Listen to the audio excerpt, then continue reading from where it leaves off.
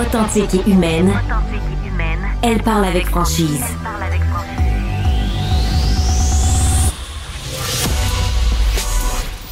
Elle traite l'information avec rigueur et efficacité. Une approche fraîchement moderne de l'actualité. Isabelle Maréchal. Bonjour tout le monde. Merci beaucoup d'être là. On passe les 2 prochaines heures ensemble et d'entrée de jeu, j'ai envie d'aborder tout de suite un sujet qui nous préoccupe beaucoup parce que vous avez suivi sans doute comme nous cette histoire là, dans les DPJ et en particulier au centre de réadaptation Rivière-des-Prairies où on apprenait il y a quelques jours que 9 intervenantes ont eu des rapports sexuels avec des jeunes contrevenants.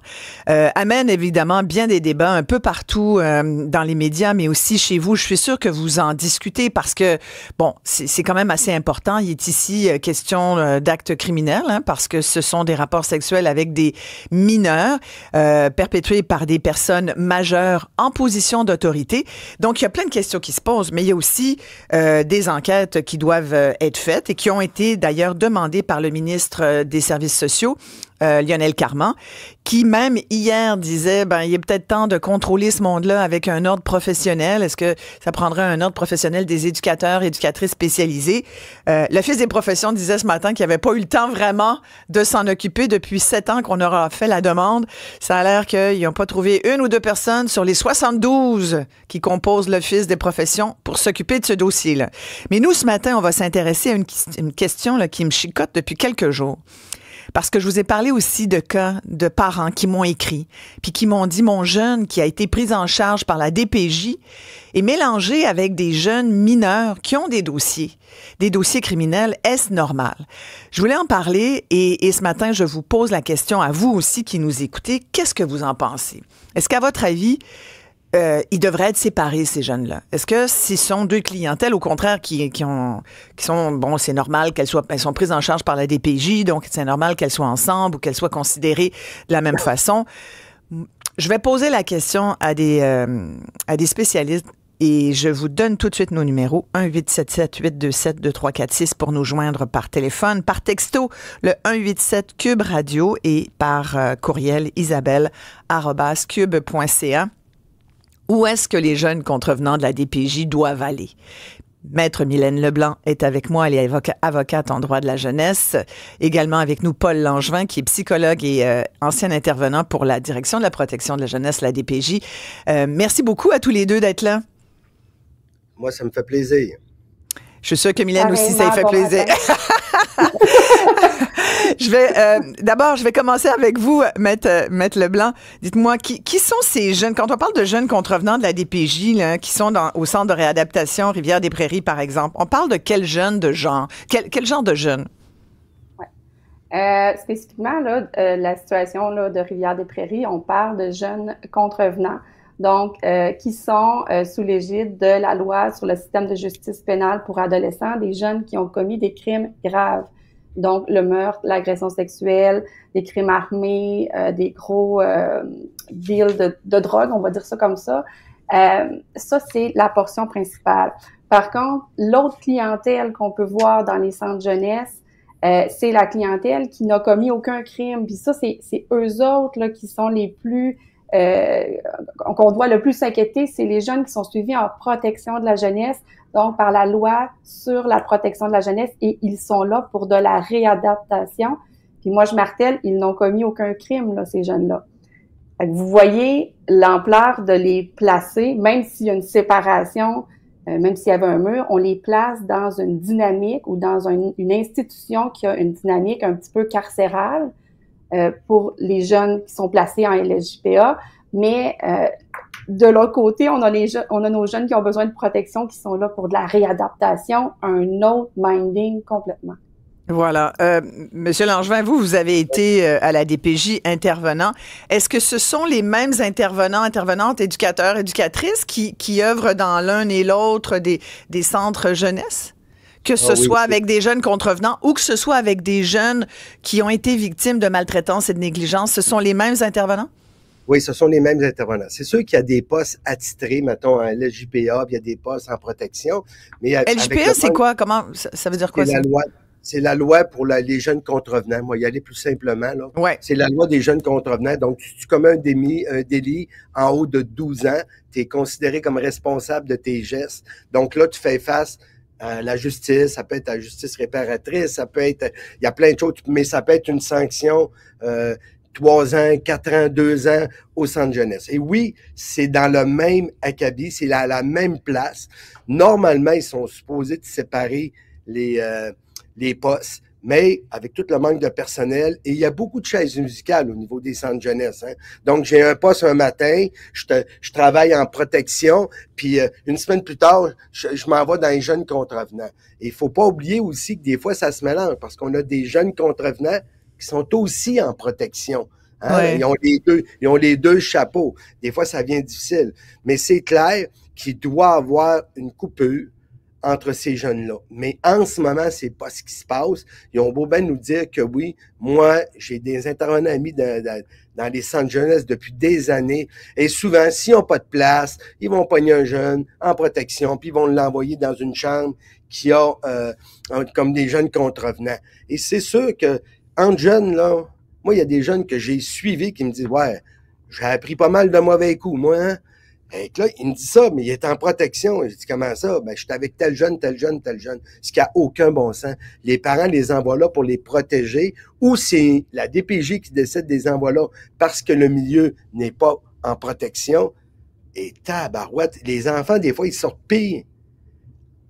Mais ça paraît tellement une évidence à tous les deux. Sincèrement, là, ça me paraît évident que tu mélanges pas les deux clientèles. Je comprends pas qu'on sait. On se disait, bon, on a déjà réfléchi à ça il y a longtemps. Je pense que c'est une question qu'on a déjà posée il y a plus d'une vingtaine d'années. Peut-être Paul Langevin, vous vous en souvenez, ou Maître Leblanc, mais on avait décidé finalement de garder ça comme ça. Ou vous dites pénurie de main-d'œuvre. On n'a pas toujours vécu une pénurie de main-d'œuvre, à moins que vous me disiez que c'était le cas déjà il y a 20 ou 30 ans. Non, pas du tout. Il y a plusieurs aspects. Oh, pardon. Il y a plusieurs aspects. Parfait. Le premier aspect, c'est de se dire qu'est-ce que des jeunes qui ont besoin de se faire protéger parce que leur sécurité et leur développement est compromis, pourquoi ils auraient besoin d'être enfermés? Ça, c'est la première question sociale qu'il faut se poser. Moi, je suis de l'approche que je pense que les centres de réadaptation, et là, entendez-moi bien, là, pour les jeunes en protection de la jeunesse, je ne vois qu'une minorité infime d'enfants qui devraient être là, alors que les centres jeunesse sont bondés. Si ces enfants-là n'ont pas commis de crimes, qu'ils ne sont pas dangereux pour eux-mêmes ou pour autrui, qu'est-ce qu'ils font dans des centres jeunesse? On les réadapte en institution, puis là, on peut faire tous les parallèles avec l'institutionnalisation en matière de santé mentale, on peut faire avec le carcéral. Qu'est-ce que ça apporte? Puis là, peut-être que Monsieur Langevin, vous pourrez répondre, mais qu'est-ce que ça apporte au développement d'un enfant d'être enfermé, alors qu'il n'est là, je parle pas des contrevenants, là, ils ne sont là que pour se faire réadapter. Moi, dans ce que je vois, c'est des jeunes, je pense à un petit garçon que j'ai représenté, 8 ans, contentionné de niveau 2 à tous les jours. Mais qu'est-ce que ça lui dit, lui? La société à 8 ans, contentionné, là, pour que tout le monde comprenne bien, ça veut dire attaché, là. Moi, j'ai des parents, là, ouais. Allez-y. Pas attaché pour celui-là, mais ça veut dire, vous savez, l'image qu'on a quand les policiers vous prennent un de chaque bord, là, un de chaque côté, puis on vous met les bras en croix, puis on vous amène au sol, puis on vous maintient au sol. Moi, j'ai un enfant que je représente, que c'est ce genre de choses-là. Ouais. Il n'est pas là parce qu'il a commis des crimes, il a 8 ans. Donc, est-ce qu'on n'est pas plutôt en train de lui montrer une résistance à l'État, une résistance à l'autorité? Est-ce qu'on est, tu sais, puis on se place aussi dans la position, moi, si j'étais parent, Madame Maréchal, je faisais ça à mes enfants, là, je serais devant le tribunal. Je serais devant le tribunal.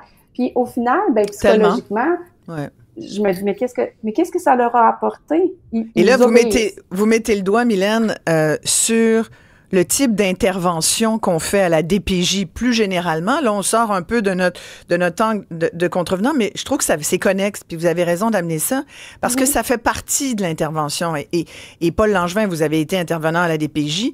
Est-ce que vous avez vu une évolution ou dans les méthodes d'intervention, parce que je pose la question parce que depuis les 2 derniers mois, là, je reçois tous les jours, je vous jure, tous les jours encore, des cas de parents qui me disent ce que Mylène vient de dire, mais qui me disent aussi, on m'a enlevé mon jeune, là, j'ai peu de contacts, même si j'aurais le droit d'avoir des contacts avec mon enfant, j'ai relativement peu de contacts, et quand j'ai des contacts, mon enfant me témoigne de contention, de bras en croix, et souvent, ce que j'ai l'impression que c'est l'intervention même qu'il faut remettre en question. Comment ça se fait que des enfants de 8 ans, comme vient de le dire Maître Leblanc, sont contenus par 2 adultes comme ça? Comment ça se fait qu'on les mette dans des chambres, pas de fenêtres? Et il y a comme la notion de... Puis les parents se font dire, oui, mais votre enfant, sinon, c'est comme s'il y avait des gains. Il y a comme une mentalité de travail social que je trouve vraiment très, très, très bizarre et même inquiétante, je vais vous dire, Paul. Oui, effectivement, puis je le dénonce depuis des années. Il y a des interventions, c'est archaïque, là. On se le cachera pas, là. C'est archaïque. Ça prend vraiment, là, moi j'appelle ça un raz-de-marée à profondeur. Je pense qu'il y a quelqu'un qui est capable de mettre l'institution de la DPJ là à jour parce que effectivement, il faut pas oublier qu'il y a des foyers de groupe. Bon, ça et tout est politique. Hein. N'oubliez pas dans la DPJ, là, je vous le dis, vous seriez surpris. Je vous crois aujourd'hui. Je vous crois aujourd'hui, oui. Les DPJ, là, ils font des rangs. Ouais, mais on n'a pas le moyen. Comme si le budget appartenait au DPJ. Je m'excuse, là, c'est toute la société qui paye. Et je suis convaincu de ce que j'avance là. Dire, ça nous prend 8 foyers de groupe de plus, ça va nous coûter, oui, 7 millions. Il n'y a pas un parent au Québec qui va se plaindre.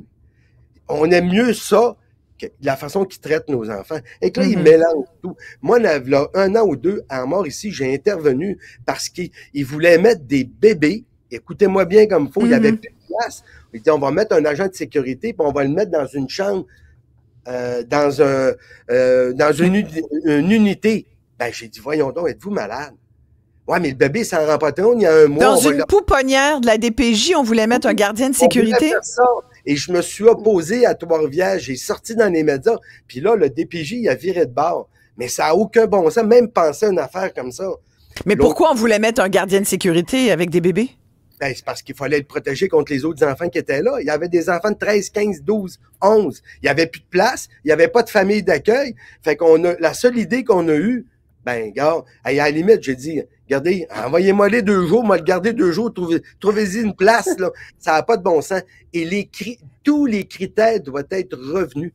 Dans nos maisons, là, je m'excuse, là. C'est pas vrai que moi, j'ai une chambre pour mes enfants, 20 pieds par 20 pieds avec, c'est rendu qu'il y a des familles d'accueil qui sont très bonnes, mais ils n'ont pas le droit de mettre 2 enfants dans la même chambre. Hey, je m'excuse, là, quand j'étais peut-être petit, là, j'ai été élevé avec mon frère dans la même chambre. On n'avait pas une grande maison. Mais clairement, mais ça vaut pour les familles biologiques. Moi, j'ai des parents qui m'ont dit qu'ils avaient été... il y a eu un signalement de la DPJ.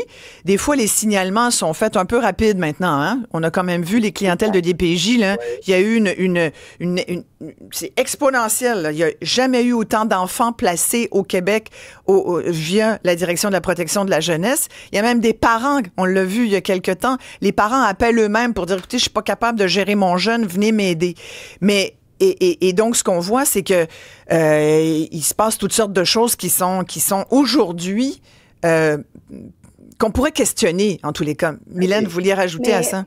Oui, moi, je trouve ça très intéressant, ce que M. Langevin explique, c'est que, tu sais, si on se place en mode solution, disons-nous, parfait, on se place en mode solution. Moi, l'an passé, j'ai assisté au congrès de la Fédération des familles d'accueil et ressources intermédiaires du Québec, la FARIC, et c'est le syndicat qui représente les familles d'accueil à la protection de la jeunesse.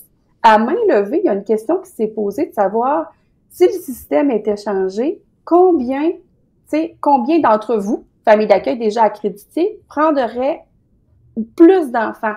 Et à main levée, là, moi, je l'ai vu, il y a au moins 100 personnes qui étaient prêtes à prendre plus d'enfants de la protection de la jeunesse, et puis des personnes déjà accréditées. Donc, une des solutions, c'est les familles d'accueil.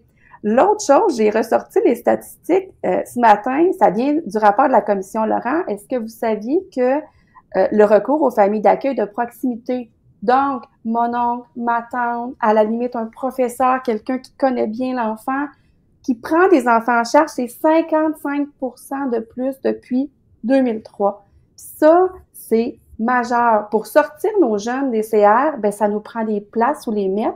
Puis la place... Des CR, c'est les centres de réadaptation, là. Ouais. Exactement.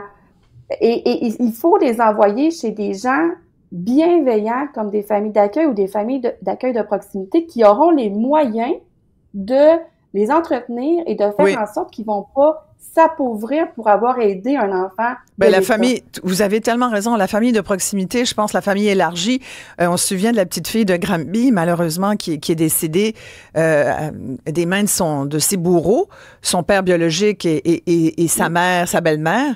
J'ai pas besoin de rappeler les détails, je pense qu'on les a tous, ces détails morbides en tête qui ont amené cette petite fille-là à mourir, de manque de soins, de maltraitance et tout. Puis sa grand-mère, sa mère biologique, sa grand-mère, là, on peut pas reprocher à la grand-mère de la maltraiter, la grand-mère était bienveillante, on pouvait reprocher à la mère toutes sortes de choses, mais même la mère était aimante à la rigueur. Une bonne DPJ aurait dit, ta mère, d'accord, ta grand-mère, et nous, on va encadrer ça, plutôt que de la mettre là où elle a été mise finalement avec deux personnes qui ne voulaient pas son bien. Exactement. Puis cette grand-mère-là... Oui, Mylène, puis ensuite Paul. Doit être considérée. Oui, je m'excuse. Non, allez-y, Paul Langevin. Ah oui, ben moi, ce que je veux dire, c'est la base même de la loi qu'on n'applique pas. La loi, là, elle est très claire. La premier qu'on doit mettre, là, c'est l'enfant. Et non pas... J'ai un problème de personnel administratif.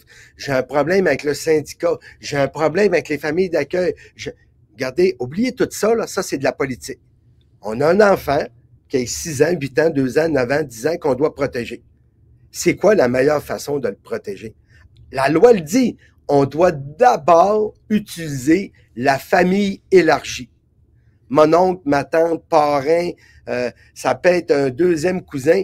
Si la famille élargie est là, on le fait. Là, on nous répond souvent, parce que pas plus tard que la semaine passée, je suis intervenu dans un dossier, puis il n'aime pas ça quand je suis là. J'ai dit, il y a une grand-mère. Ouais, mais on n'a pas eu le temps de l'évaluer. OK. Vous voulez évaluer la grand-mère. Les enfants vous disent qu'il n'y a pas besoin de l'évaluer, là. Grand-maman a fait des bonnes choses. Grand-maman travaille dans une école. Grand-maman est déjà éducatrice. Mais Paul, je rajouterais, il y a des gens qui me disent, moi, j'ai été évalué par la DPJ, mais ils sont venus une journée sans me prévenir. Alors que quand on débarque dans des DPJ, on les prévient plusieurs jours à l'avance pour qu'il y ait le temps de s'arranger que tout a l'air beau, surtout quand le ministre ou le sous-ministre ou quelqu'un d'officiel visite. Mais sinon, dans les familles évaluées, on les prévient pas, on débarque. Puis si ta vaisselle, ton évier déborde parce que t'as pas eu le temps de laver ton vaisselle, ou t'as un petit peu de linge pas plié, ou que ça a l'air un petit peu pas trop rangé, ben là, on va juger, on va faire un rapport pour dire on doute. Mais émettre des doutes devant un juge, là, hein? Maître, vous pouvez en témoigner, Mylène.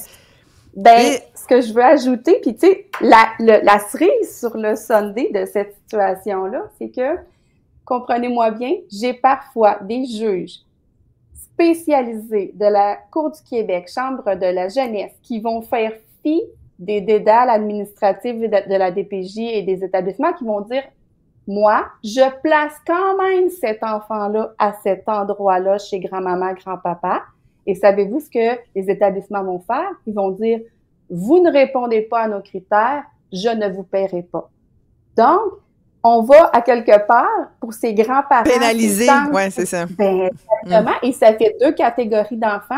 Donc, j'ai des enfants vulnérables sortis de leur milieu et l'État va choisir, parce qu'ils ne l'ont pas décidé ainsi, de ne pas les rétribuer. Et la rétribution, c'est ça qui va sortir ces enfants-là de leur misère, on va dire ça comme ça. Mais donc, ce que ça veut dire, Paul, c'est qu'il y a des gros égos qui sont dans les DPJ, là.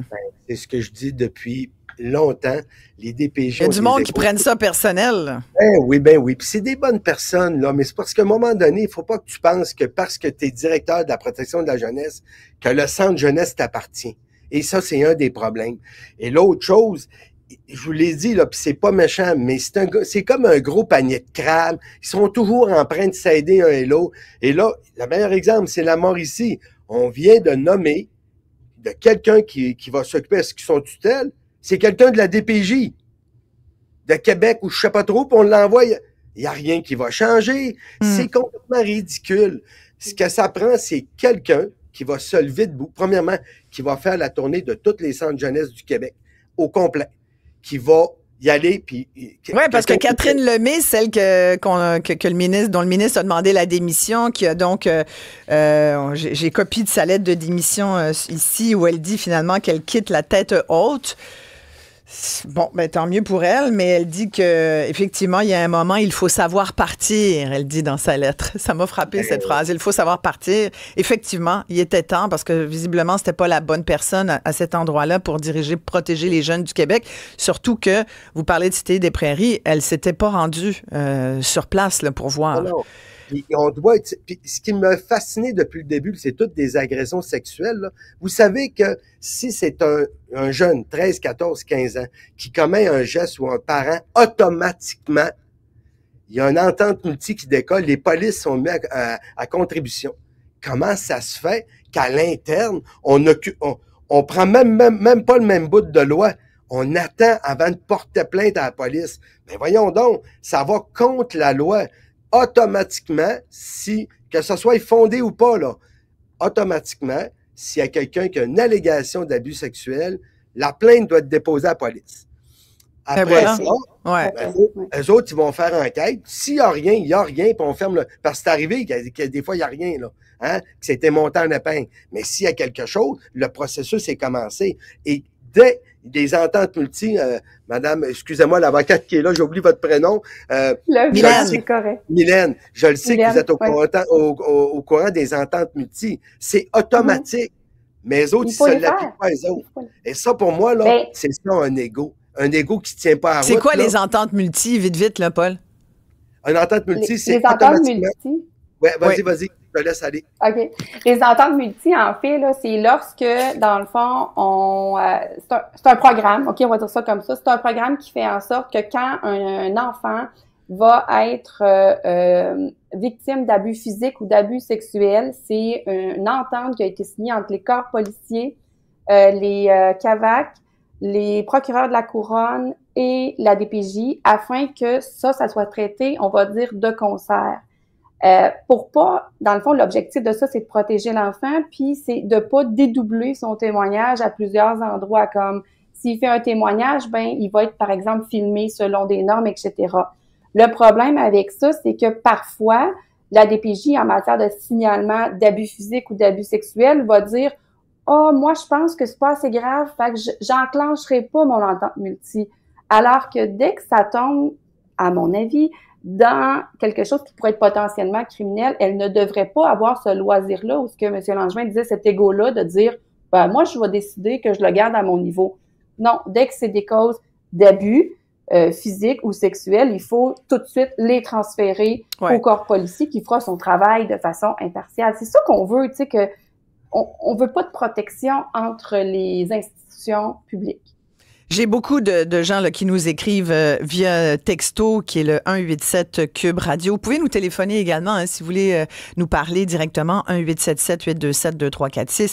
Il y a Antoine qui dit, pour répondre à cette question, est-ce que les jeunes contrevenants devraient être mélangés avec d'autres jeunes qui sont pris en charge pour des questions de maltraitance et de négligence à la DPJ? Antoine dit, quel manque de jugement de la part de ces intervenants de la DPJ, même dans une entreprise ordinaire, on tolérerait pas des relations sexuelles entre adultes dans les heures de bureau. Puis il a raison, Antoine, de dire ça. En plus, hein, il y a souvent des règles par rapport à ce genre de comportement. Yves dit, le bras droit de M. Carman qui a démissionné, la bras droit, en fait, c'est Catherine Lemay, là, qui était la directrice de la DPJ. Recevra-t-elle une compensation financière? Bonne question. Et je me suis demandé la même chose dans un cas comme ça. J'ai souvent eu l'occasion de rappeler son salaire de 280 000 $ à Catherine Lemay, dans un cas où, ce qui arrive, on lui demande de démissionner. A-t-elle un parachute? A-t-elle des conditions? Est-ce que vous êtes au courant, vous, Paul et Mylène, par hasard, des conditions? Mais c'est une bonne question à poser. Mais savez-vous ce que ça sous-tend, votre question? C'est de se dire, ben après ça, peut-être que Mme Lemay, c'était pas la bonne fonction, mais où où ira-t-elle? C'est ça que je pense qu'il faut soulever comme question. Ouais. Parce que elle reste sous-ministre. Hein? Ce matin, elle est encore sous-ministre adjointe là. Absolument. Donc après, est-ce qu'on la reverra dans le réseau plus tard? Je ne sais pas. Ouais.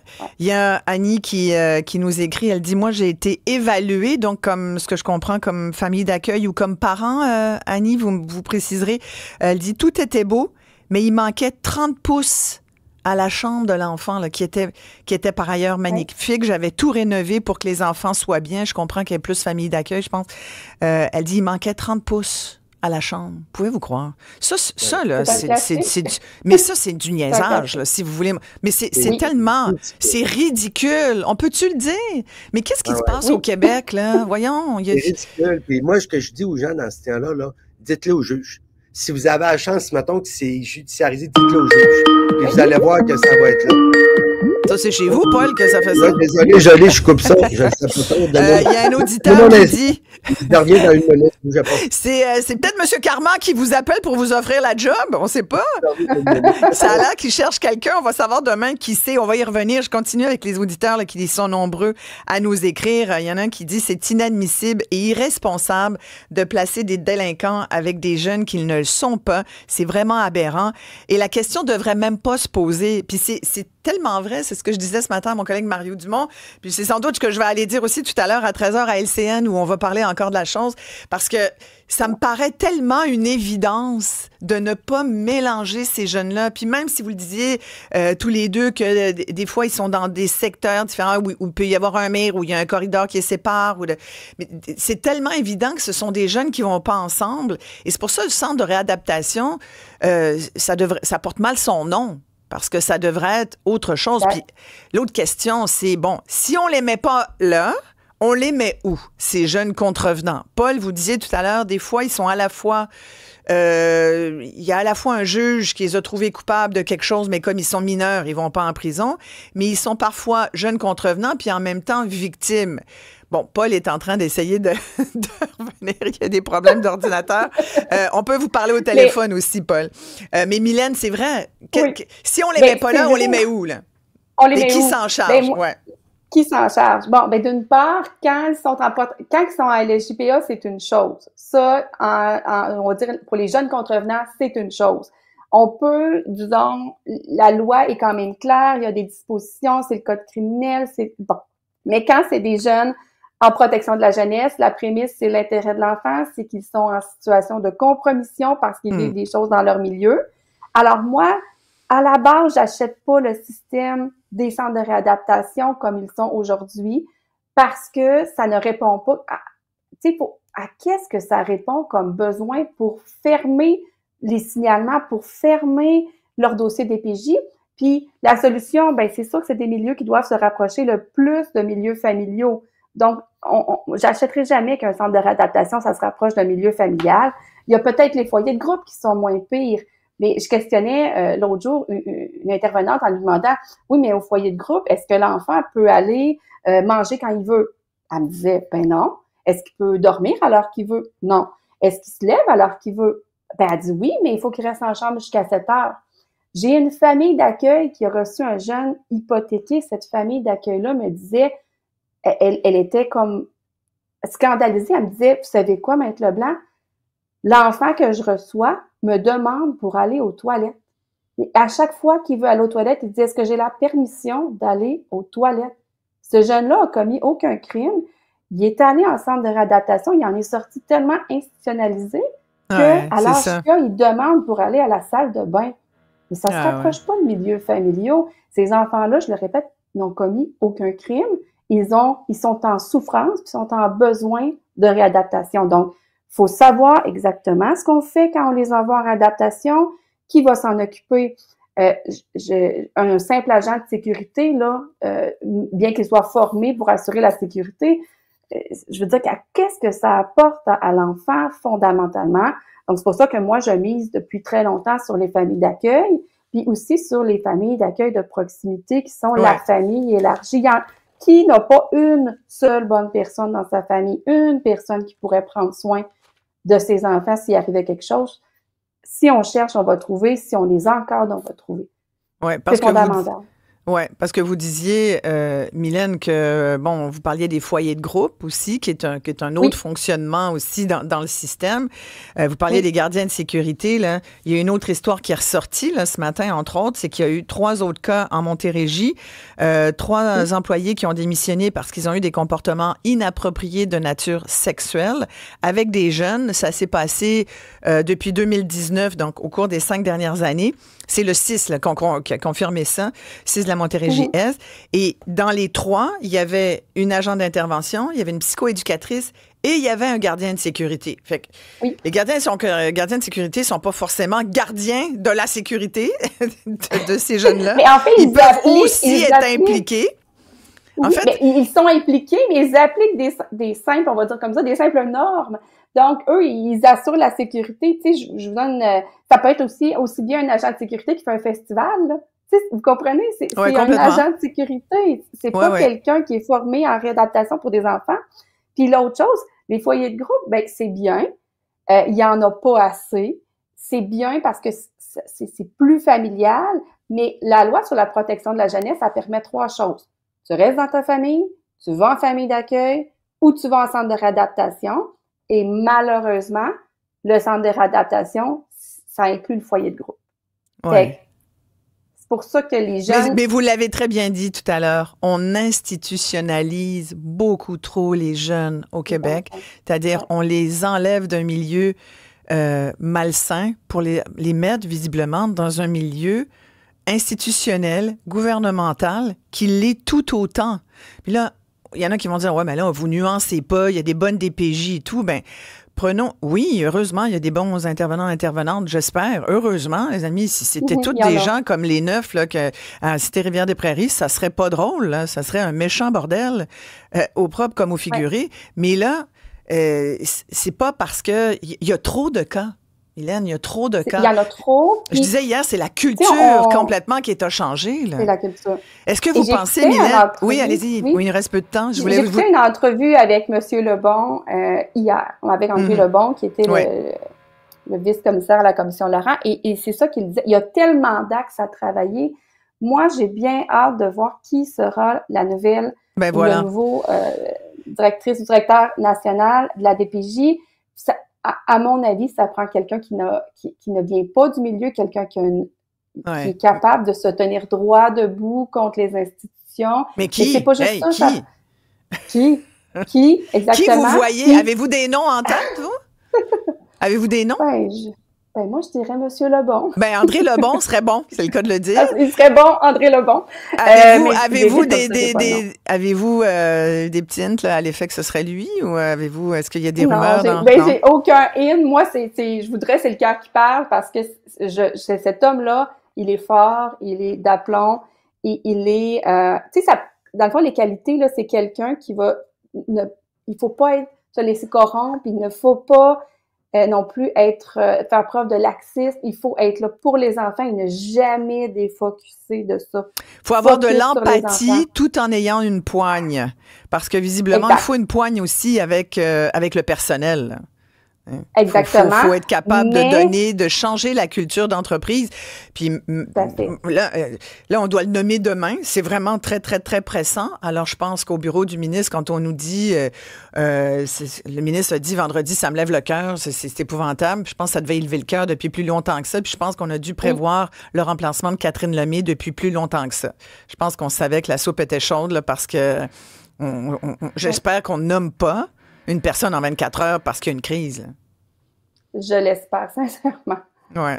Merci beaucoup, Maître Mylène Leblanc. On aura l'occasion de se reparler, Mylène. Merci bien. Merci d'avoir pris le temps. Belle journée. Merci à tous les auditeurs là, qui ont participé à cette discussion. Restez là, bien sûr, tout le monde, parce qu'on va revenir avec quelque chose. Je sais que ça va vous brancher également. Combien de temps vous mettez, vous, si vous êtes à Montréal ou même à l'extérieur, dans la grande région de Montréal, quand vous vous déplacez? Combien de temps vous prenez là, pour faire, des fois, là, c'est 200 mètres, c'est 500 mètres, tu essaies de te rendre à l'autre lumière, t'es pogné là, ça te prend, mon Dieu. Tu sais, par choc à par choc, puis tu bouges pas. Ça vous dit quelque chose? On revient tout de suite après, puis on en jase.